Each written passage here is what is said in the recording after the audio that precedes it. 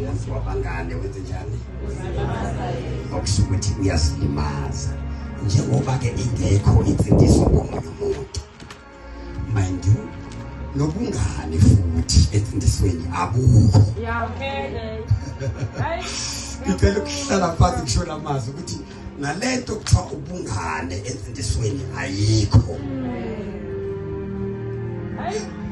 Singakhonza sobabili but ungavumeli njengoba lithi iBhayibheli nje umuntu wabangane uzilimaza yena.